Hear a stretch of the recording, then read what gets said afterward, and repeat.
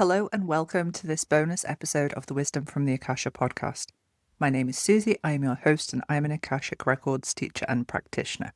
I'm aware that you have already received the Friday episode from me, and I don't usually like to post more than one episode a week because I'm very conscious that you all have busy lives and this is you taking time out of your week to spend some time with me, and I do really appreciate you taking the time with me.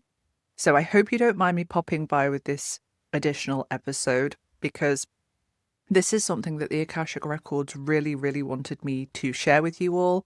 I think it's going to help a lot of you understand what you're going through right now. So what was it that the Akashic Records really wanted me to share with the collective? It's all around what's going on with the energies at the moment, what's going on in respective timelines at the moment, and of course, how we can best help and support ourselves through this all. So that's what I'm going to get into today.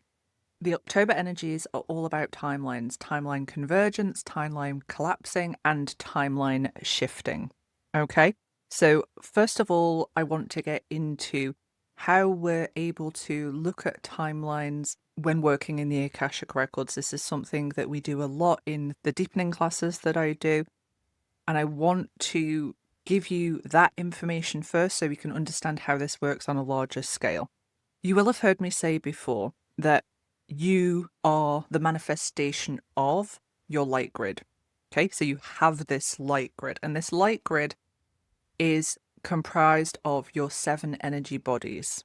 In the Akashic Records, we're looking at your light grid whenever we're doing any work in there. So whether we're connecting into the soul blueprint, whether we're doing some clearing work, we're working with that light grid. Now, you as a human being, your light grid is part of Earth's light grid. Earth also has a light grid. Earth's light grid is part of the light grid of the entire solar system, and we can expand further out and further out and further out.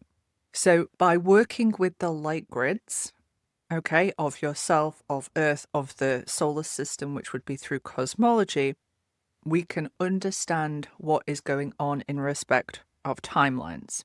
We have to look at what we call in the Akashic Records the Akasha, or the Akashic field.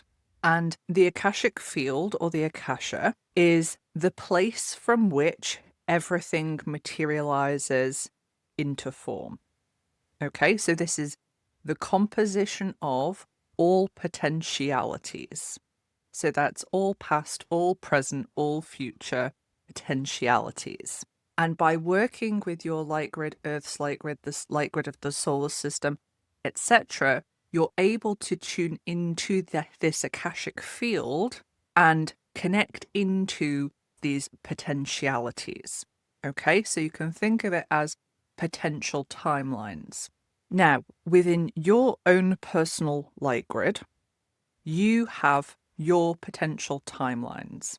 Okay, in Earth's light grid, of course, we have humanity's potential timelines. Your light grid is, though, part of Earth's light grid. So I hope you're staying with me so far. I'm trying to explain this the best way that I can without a whiteboard and drawing pictures. Now, there is a big difference between a potential timeline and a probable timeline. And it's important that we do acknowledge this, because when it comes to you working with connecting into viewing different timelines, you do have to understand that there is this difference between a potential and a probable timeline. So easiest way to think of it is potential timelines are every timeline that has ever existed ever. Okay, it's a huge mass of information that exists within the Akashic field. Now, a probable timeline is a timeline that becomes connectable to, or viewable, or understandable when it gets to around 60% certainty. So a probable timeline is one that it's not set in stone. It's not, this is definitely going to happen, but there is a huge likelihood that it is going to happen. So I'll give you an example. So try and put this into real world perspectives. Say, for example, you go to the gym every Wednesday night at 6 p.m. Okay? So the timeline that you're going to go to the gym this Wednesday is a probable timeline. It's not a potential, it's most likely going to happen. This is something that you do regularly. This is part of your routine. So it's a probable timeline. A potential timeline is that you go on a Thursday. Okay, so if you don't normally go on the Thursday, but there is a chance that you could go on the Thursday, maybe you're held up at work on the Wednesday or something happens on the Wednesday, then there's a potential timeline that actually you'll be there at 6 p.m. on the Thursday. So that would be a potential timeline. Okay. It's a very simplistic explanation, but I hope it gives you the difference between probable timelines and potential timelines. Now, whenever you're feeling really stuck, one of the best ways that you can energetically shift yourself out of stuckness is to essentially change things up a lot. Okay, so it's a recalibration. And what you do is you look at, these are all these probable timelines of what I'm going to do. And actually, I'm going to choose to do something completely different. And you'll see this a lot in a lot of different spiritual traditions where you have teachers acting in what seems to be very bizarre and strange ways. But what they're doing is they're doing a recalibration. They're trying to change the energy of the group. They're trying to change their own light grids, or they're working with something. So this is why you'll see stories of spiritual teachers where they're going along doing their normal work and then they do something very bizarre, what would be seen as out of character. Okay, what they're actually doing is they're doing recalibration work. We now know that we have potential timelines and probable timelines. We now understand that we have our own individual potential and probable timelines contained within our light grid. Earth has hers, the solar system has hers, and beyond. We understand that working with the Akashic field is working with this field of potentialities. Okay, and now what we have to understand is that within this field of potentialities, there are influential energies, which we would classify as evolutionary and de-evolutionary. So the evolutionary are influences within the field that are supporting your soul's expansion and evolution. De-evolutionary are the forces that oppose your expansion and devolution. Now, this is not a case of good, bad, right, wrong, okay? Because within the field, everything is important, everything is relevant, everything is necessary. But one way that you can look at it, if you want to have a linear way of looking at things, is you can think of the evolutionary forces coming in from above and the devolutionary coming in from below, essentially. And this is why you'll see in a lot of spiritual traditions this idea of heaven and hell, good things up there, bad things down there, because what they're trying to do is give this representation of these different forces. But I do want to reiterate the fact that both evolutionary and devolutionary forces are necessary for you in your journey in respect of utilizing your free will, becoming spiritually sovereign. Okay, it's essential for both of those forces to exist. Now, because the evolutionary and devolutionary forces both exist within the field, and there's multiple different versions of these, you can look at timelines as coming under the influence of evolutionary and devolutionary. And by coming under the influence of the evolutionary and devolutionary, these evolutionary and devolutionary forces can turn potential timelines into probable timelines based on what humanity chooses as a collective, okay, where we choose to focus our energy and our attention. So I hope this is making sense. I do appreciate this might be a little bit much for the weekend. If you need to go back and listen to this episode a couple of times, that's completely okay. I'm just trying to relay to you how this works in the way that I have seen it through the Akashic Records, and I hope it's helping. So we know that when we are focusing our energy and attention onto energetics and emotions and narratives, such as fear and anger and shame, what happens is we're going to align to the devolutionary energies. Okay, the devolutionary energies are about separation, division. I've talked about these before, and I'll pop up a podcast link in the show notes so you can go back and listen to that one if you want to. We also know that the evolutionary forces are all about expansion and evolution. So the energies and focusing our attention on that, on sovereignty, on love, on joy, on oneness, on collective humanity, is what's going to keep us aligned to the evolutionary timelines. Now, it's very important here always to remember that this is not about bypassing. This is not about saying, okay, well, I'm experiencing anger. Oh no, that means I'm going to be attached to a de-evolutionary timeline. I'm going to avoid that, and I'm just going to kind of force myself into a higher vibration. That's not what the spiritual journey is about. It's about recognizing, okay, I have anger arising. How can I move through it? How can I transmute it? How can I alchemize it so that I can get back to my resonant frequency? So I can get back to that frequency of, for example, unconditional love. Okay, so this is not just high vibes only. This is understanding that the work that you're doing on the spiritual journey, this alchemy, this processing all of this stuff, is to support your expansion and your evolution. Now let's take a look at the October energies. And October has been all about timeline convergence and timeline collapsing, which is why I wanted to go into that description as to timelines and how they work and the influences that they're under from the Akashic Records perspective, so you can understand what this means. So on Monday, I woke up and could feel, and lots of you will have felt this as well, that there'd been this shift energetically. So I tune into the Akashic Records and I've been working with them all week to bring this information to you. As always, take what resonates, leave what doesn't, but it was all around timeline activity. Okay, now if you go back and listen to my episode about light codes and the sun as a spiritualizing force, how this happens is going to make a lot more sense. So this is all to do with the incoming energies from the solar force, the electromagnetic field, everything that's been going on, as well as other stuff that is going on cosmically. But what I want to get into today is how you may be experiencing this and what's going on. The first thing that is very important to note, when I talk about timeline convergences, what I'm talking about is multiple potential timelines coming together to become a probable timeline. And when I'm talking about timeline collapses, what I'm talking about is redundant potential timeline dying out.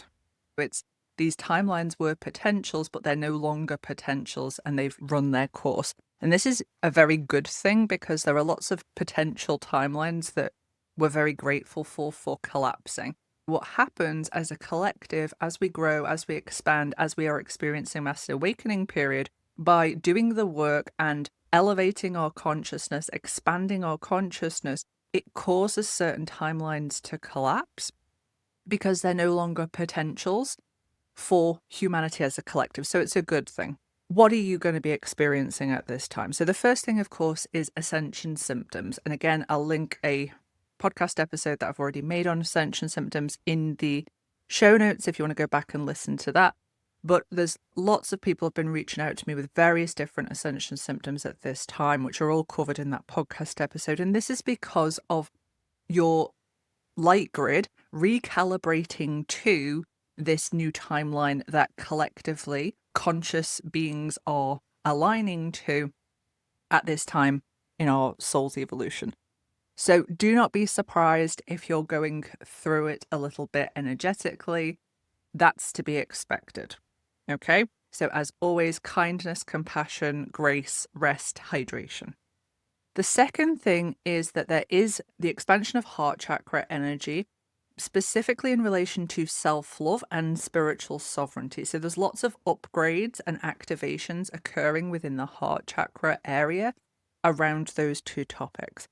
Now, a couple of things to note in respect of this is, number one, is that anything that you're still holding on to connected to those lower three chakras, any fears, any shadow work that you still need to do, anything that is limiting your personal power, is going to come up at this time so that you can better align to that heart chakra energy. So do not be surprised if in your physical reality you have people challenge your power, people trying to instill fear and things in you. It's not because they're bad people or anything like that. It's because life itself is showing you, okay, these are still areas that you need to work on so that you can receive those upgrades and activations that are available at this time.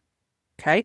So what we need to look at is what lessons are coming in right now And am I embodying the lesson? Always remember there's a big difference between understanding a lesson that we're receiving on a mental level and knowing what the lesson is about. So knowing, for example, that that lesson is telling me that I need more self-love, but am I actually stepping into it? Am I actually being more loving towards myself? Same with spiritual sovereignty. We can understand, okay, that situation is teaching me that I need to become more spiritually sovereign. Okay. And again, I've done a whole episode on spiritual sovereignty. I'll pop it in the show notes. But am I doing it, or am I still outsourcing my power? Am I still giving my power away? So really look at the lessons that are coming in and understand that they're coming in to align you to and help you to receive these activations and upgrades. The second thing to notice about this heart chakra expansion is a deepening of the connection, or an increase in the number of people connecting to the internal Christ consciousness. I've seen lots of people who all of a sudden are interested in the teachings of Jesus and Mary Magdalene, and they can be a little bit confused, especially if they've come from dogmatic religion and gone, well, why all of a sudden am I really feeling drawn to work with this stuff? And it's to do with this connection to this internal Christ consciousness, which is a stream of consciousness internally that's connected to the evolutionary stream. In material reality, we'll sometimes see this as people leaving their spiritual journey and going back to dogmatic religion, and that's completely okay. But in reality, what this is it's this calling you to a deepening of your connection to this internal Christ consciousness. What a lot of you will be feeling at this time is an increase of lower astral realm activity, okay? Especially those of you who are dual mission, so you have a mission in the astral plane as well in physical reality. And this might manifest as sleep disturbances, very strange, very vivid dreams, sometimes nightmarish, and very disrupted sleep. So not being able to have a good full night's sleep. And it's to do with understanding that when these things happen, when there are these kind of shifts energetically in timelines, and there's collapsing timelines and converging timelines, there's a big stimulus within that lower astral plane to really try to stop people connecting to their light, to stop people evolving. So if you are very astrally connected, or you're very sensitive to that plane, do not be surprised if you start to experience that. Now, nobody has reached out to me directly having an increase in psychic attack experience, but I can absolutely see how that could also be something that happens at this time. So if you are experiencing that, then I wouldn't discount that at this time. So understand a little bit about de-evolutionary and evolutionary timelines. The evolutionary timeline is all about sovereignty, expansion, oneness, unity consciousness, working with unconditional love. The de-evolutionary timeline is all about separation, division, transhumanism. It's all about this focus on the external technology and becoming extremely reliant upon that, whereas the evolutionary timeline is all about the internal technology that we all have available to us and becoming really aligned to that. Understand that as people are conscious and expanding and really connecting to this evolutionary force, there's going to be this increase in chaos and this increase in this devolutionary energies and beings really amping up their activity, especially when it goes against your sovereignty. There's going to be this push, whether it's in the physical reality or in the astral plane, there's going to be this push, which is, are you still sovereign? And we have to understand that as the illusions break down, so as we experience this disillusionment around structures, around ways of living, around all of these different things that are no longer in alignment to evolution, this chaos and this confusion energy is completely normal, because this is what wakes people up. Okay, when we're in a mass awakening period, often the chaos and the confusion and the disillusionment, so the seeing these things for what they truly are, that is the stimulus to wake people up. Another thing that people are experiencing and reporting to me is that they're finding it very difficult to meditate, to go into higher consciousness at this time. And what I want to say is, please do not worry. Okay, when we have a big timeline shift like we've just experienced, it's very normal to not be able to go into the higher chakras and the higher dimensions, because what you're actually being called to do is get into the body, to expand your connection to the body. So if you're finding meditation quite difficult at the moment, then definitely look at body-based practices, grounding, getting out into nature, and just working with your soma, the wisdom of the body. And then finally, I want to mention another energy that is very dominant at this time, and it's the wild woman archetype in respect of our collective and internal divine feminine energy. And this wild woman archetypal energy is really asking for raw authenticity.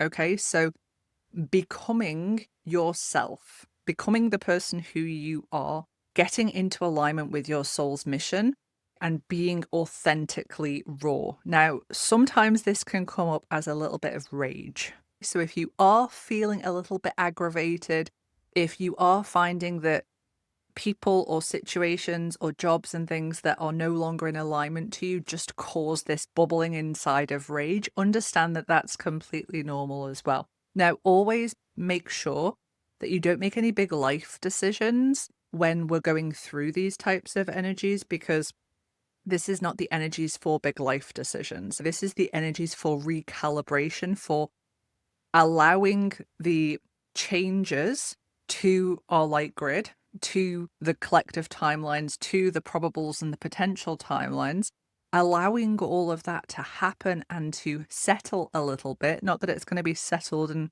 it's going to be sunshine, rainbows, and unicorns, but settle in. Okay, so you're feeling more centered and more stable before making any big life decisions. So I know this time is going to be really discombobulating, one of my favorite words, and it's definitely great for this year's energy. I know it's going to throw some of you into the mix, but what I ask of you all is to, first of all, I hope by understanding this and what's going on, that it gives you some context to be able to put these shifts into place. And then also to look at, okay, how can I really nourish myself and take care of myself through these changes? It's not a time to be scared. It's not a time to be fearful. It's not a time to get sucked into those de-evolutionary narratives that are out there. So look at ways that you can help to recalibrate, to feel connected, to have your people around you, and just to understand that this is what your soul signed up for. Your soul came to be here at this beautifully challenging time. Okay? Mass awakening periods are never comfortable. And even if you've had an awakening before 2025, you're going through a deeper level of your awakening. So you are going to feel like you're going through the ringer, but this is what your soul wanted. It wanted to be here right now. So do find ways to help yourself navigate through this time as best as you can. Much easier to ride the waves than it is to get crashed down by them. So learn how to ride the waves of these challenging and chaotic times. I hope this episode has been helpful. As I said, I do appreciate if you've taken the time to listen to this extra episode, and I shall see you all next week for the next episode.